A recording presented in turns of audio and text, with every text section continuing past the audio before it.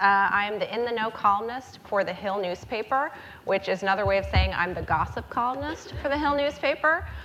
So if anyone has anything they really need to get off their chest, any juicy info, I'll be right outside after this panel.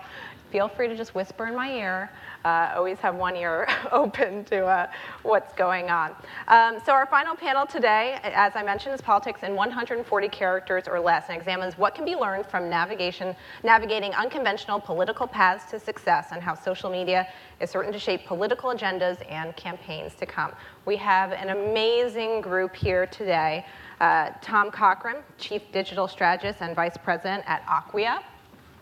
We have Paul Brandus. He is the White House correspondent for West Wing Reports. We have Ben Jacobs, political reporter for The Guardian, the US. We have Olivia Nuzzi, Washington correspondent for New York Magazine. And we have Hadas Gold, correspondent for CNN Digital. Welcome all to the panel today.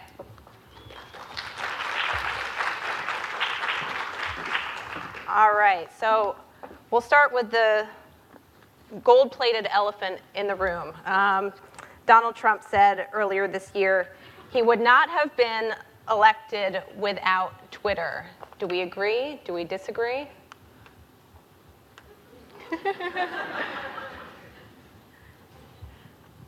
Paul, what do you think? I'll start. Is this mic on? Yeah, I think it's almost a certainty that he would not have been elected without Twitter. I mean, Trump, people always say, I go out and do speeches and people always say, well, Trump is just sort of he's a revolutionary with Twitter. And I say, no, he's not. He's really just following in the pattern of presidents going back a century who've used technology to go around the media and reach people in a very different way. It's no different than, I write books on presidential history. It's no different than Calvin Coolidge in the newsreels, or FDR in radio, Kennedy in television, and Reagan in television, and Obama with the internet. Trump is really no different. He's simply exploiting this technology, and he did it quite effectively. But without that, and frankly, a bunch of free time from CNN and others, I don't think he would have made it. I don't. Ben, what do you think? Do you think social media ruined the 2016 election? Do you think it elevated the 2016 election? I'm not sure.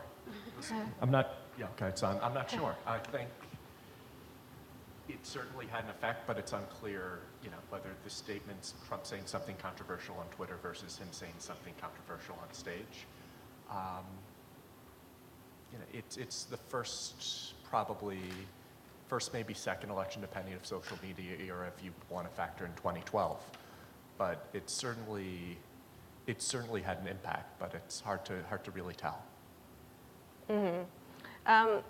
Twitter co-founder Evan Williams said in an interview yesterday that social media platforms were helping to dumb the entire world down. He said it's the quality of the information that we consume that's reinforcing dangerous